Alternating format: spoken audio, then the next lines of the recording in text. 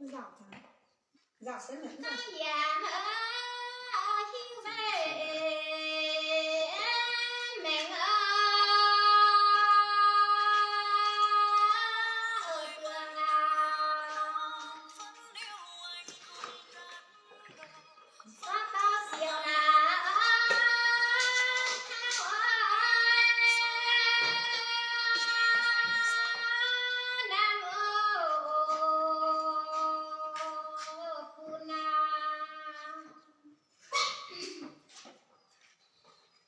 Nắng phía bên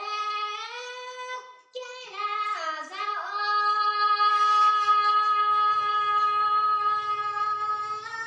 ơi yêu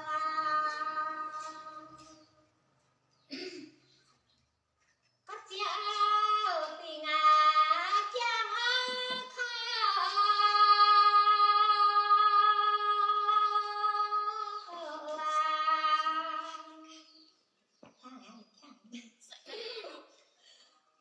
Giang khi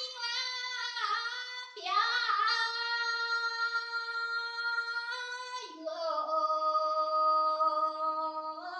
xoay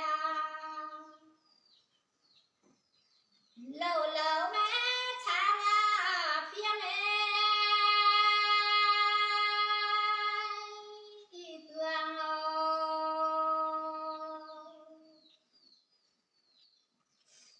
có mời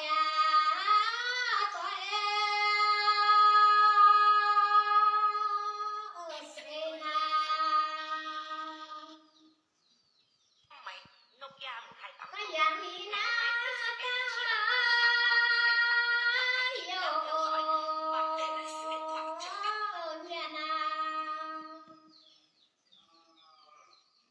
có mày cu bé sao sao ở phiền có mà hờ mẹ nhìn cái na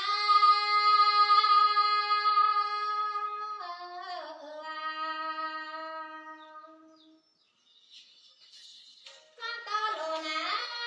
na na mẹ